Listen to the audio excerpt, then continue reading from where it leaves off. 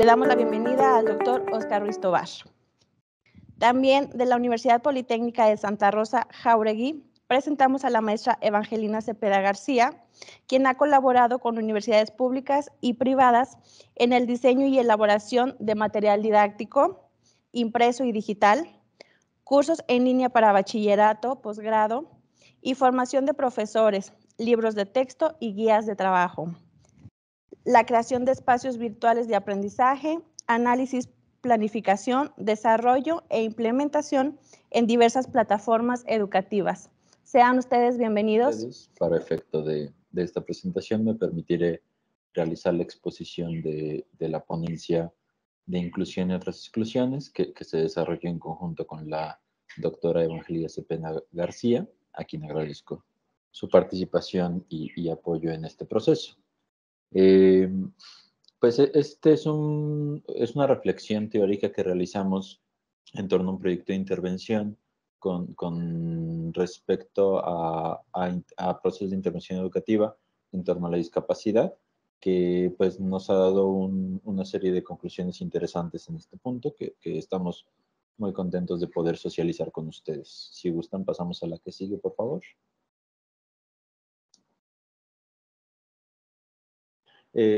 Partimos de una problematización.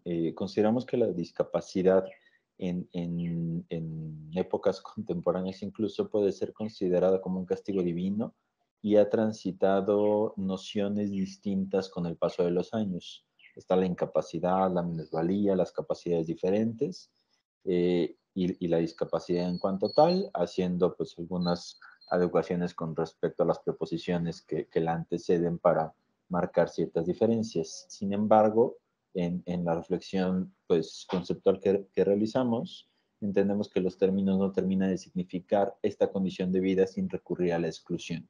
Entonces, establecemos esta serie de preguntas.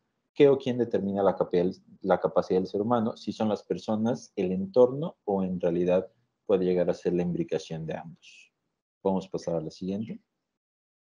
El objetivo general de este estudio es exponer aquellos prejuicios que comporta la construcción de identidades a partir de condiciones de vida, cuando éstas difieren de aquello que la sociedad asume como normal. Se enfatiza en aludir a la discapacidad que entraña un ejercicio de negación, rechazo, incomprensión y exclusión de la pluralidad de formas de vida. Por favor, podemos pasar a la siguiente. La ruta de acercamiento ya en el proceso metodológico es hacer una revisión, análisis de conceptos, donde se propone repensar la discapacidad con el fin de explorar nociones y la lógica que catalizan este concepto. Específicamente, nosotros realizamos un cotejo de este ejercicio de análisis conceptual a través de teoría, con las concepciones y reacciones del texto ensayo sobre la ceguera de José Saramago. La meta, como tal, del estudio es realizar un proceso de reflexión y análisis que conlleve concebir nuevas formas de expresar condiciones de vida desde el esquema específico de la pluralidad de las personas que conforman las sociedades, donde todas puedan ser asumidas como parte constitutiva de la humanidad. Y vamos a pasar a la siguiente.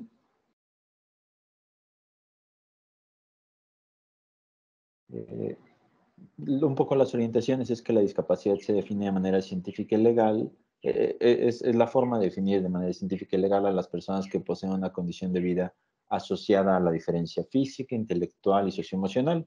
El concepto, sobre todo en nuestra reflexión, está construida sobre la base binaria de la capacidad-discapacidad, inclusión-exclusión, que enfatiza las diferencias e ignora muchas veces las dimensiones culturales, educativas, vivenciales que implican a la persona. Como leitmotiv, el texto de Saramago nos permite hacer un análisis y reflexión para considerar los sesgos que conlleva la comprensión, en este caso de la ceguera, como discapacidad. Por favor, pasamos a la que sigue. Y en la página 9 del ensayo sobre la ceguera se presenta este texto. Es una novela donde pues hay una ceguera generalizada entre todas las personas como una pandemia global, y en este caso presentamos el primer caso de la persona que se contagia con la ceguera blanca que asume el autor. Básicamente dice un poco así: en un movimiento rápido, lo que estaba a la vista desapareció tras los puños cerrados del hombre, como si aún quisiera retener en el interior del cerebro la última imagen recogida, la luz roja redonda del semáforo. Dice él: estoy ciego, repetía con desesperación, mientras le ayudaban a salir del coche y las lágrimas al brotar tornaron más brillantes los ojos que él decía que estaban muertos. Llega una persona y le dice: eso se pasa, ya verá, eso se pasa enseguida, a veces son los nervios, le dijo una mujer. El semáforo había cambiado de color y algunos transeúntes curiosos se acercaban al grupo y los conductores allá atrás, que no sabían qué estaba ocurriendo, protestaban en lo que creían que era un accidente de tráfico. Perdón, un faro roto, un guardabarros abollado, nada que justificara tal confusión. Llamen a la policía, gritaban, saquen eso de ahí. El ciego imploraba: por favor, que alguien me lleve a casa. La mujer, que había hablado con nervios, opinó que deberían llamar a una ambulancia y llevar a aquel hombre pobre a un hospital, pero el ciego dijo que no quería tanto, solo quería que lo acompañaran hasta la puerta de su casa donde vivía. Vamos a pasar a la que sigue. En este sentido tenemos reacciones de las personas con respecto a la problemática sentida de una persona. La primera reacción es minimizar. Llega una persona y le dice: eso se pasa, ya verá, se pasa enseguida, a veces son los nervios. La persona como tal, el ciego, imploraba por favor que alguien lo llevara a casa. Y sin embargo, esta otra persona, la mujer, le decía que deberían llamar una ambulancia, que deberían llevar a aquel hombre a un hospital. Y él reafirma su necesidad sentida. El ciego dijo que no quería tanto, solo querían que lo acompañaran hasta la puerta donde vivía. ¿Podemos pasar a la que sigue? En este sentido, autores como Campoy establecen que hay una concepción proteccionista de la discapacidad. Las personas son objeto de protección y no sujetos con capacidades de tomar decisiones. Se parte que la vida de las personas son valiosas, dice Campoy, por lo que han de actuar de manera que consigan lo posible para ellas, pero dadas las características personales, algunas decisiones importantes de su vida no pueden dejarse en ellas mismas. Es decir, el Estado, alguna instancia, alguna otra persona tiene que acompañar y llevar a esta persona para que pueda, pues, llevar a cabo sus actividades. En este sentido, vemos que este proceso comporta un ejercicio de discriminación. Pasamos a la que sigue. Entonces,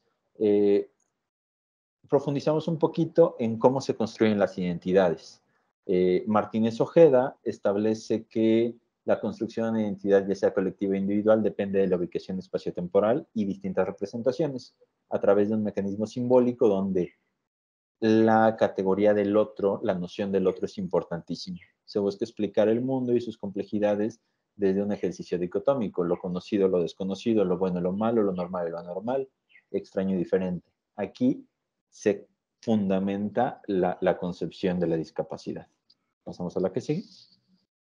Y es un producto en evolución, es un concepto que ha ido transformándose. Frecuentemente se representa desde un enfoque dirigido a la falta de capacidad productiva, minusvalía, desgracia, o por otro lado se representa como personas superdotadas con varios mitos de superación alrededor.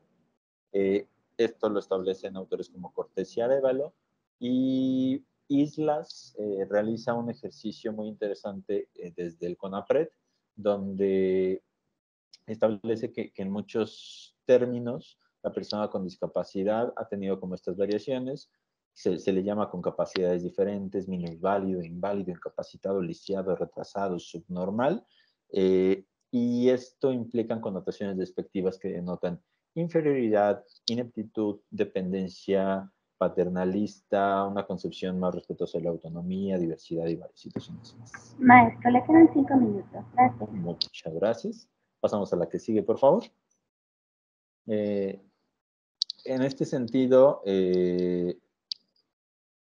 con respecto al texto de Saramago, el hombre contagiado por primera vez establece que se vuelve ciego, y todos los ciegos en el texto de Saramago es muy interesante porque no tienen nombre, sus personajes no tienen nombre, es el ciego de nacimiento, es el ciego que es tuerto, es la esposa del ciego, es un médico que deja de tener como personalidad y la posibilidad de actuar porque es ciego. Entonces se refleja mucho como esta parte de que la categorización y significación de la persona se realiza desde un ejercicio interseccional concreto donde se resalta su capacidad o discapacidad con respecto a lo que se considera normal. Por favor, la que sigue. En este sentido, nosotros realizamos un ejercicio de diferenciación conceptual donde se distancia la discapacidad de la condición de vida. La categoría de discapacidad, de acuerdo con autores como Munevar, rememora lo monstruoso, lo patológico, la significación de la persona desde las diferencias. En cambio, las condiciones de vida creemos que tienen un espectro un poco más amplio porque hacen referencia a la diversidad de formas de pensar, de ser y estar en el mundo, y hace alusión a condiciones de vida específicas para referir situaciones muy particulares de una persona que depende de la forma en que cada uno se asuma. ¿Sí? Entonces, para nosotros, condiciones de vida es un término que empata con otro tipo de acepciones que hoy se están trabajando. Romano, Lobato, Aguilar y Montes establecen la diversidad funcional como un término que visibiliza a las personas que son portadores de algo y no carecen de algo. Y Martínez Pérez establece una epistemología sobre la discapacidad, donde justamente habla de que existen formas distintas de ser y estar en el mundo y que hay intuiciones educativas como el diseño universal que abarcan todas las formas de ser y estar en el mundo y podemos ir cayendo un poquito en este sentido. Entonces, esta es un poco como la reflexión que hacíamos en este punto. Con esto estaríamos... Quedan 2 minutos, gracias. Perfecto. Con esto estaríamos concluyendo. Consideramos que la extrapolación de estas investigaciones que van reflexionando sobre la forma más adecuada de referirse a una condición de vida específica tiene que tener pues una ilustración, por ejemplo, interesante con el texto de Saramago, y al mismo tiempo tiene que repensarse los prejuicios, la forma de exclusión e inclusión que nos puedan ir llevando a comprender de manera más profunda la forma de acercarse a un fenómeno como la discapacidad o la significación de las personas con condiciones de vida distintas en ese sentido. Podemos pasar a la que sigue. Y pues este es parte de una investigación del programa PRONACES que se hizo en conjunto, que se hizo financiado con el Consejo Nacional de Ciencia y Tecnología, CONACYT, y forma parte de un diagnóstico y una investigación más amplia.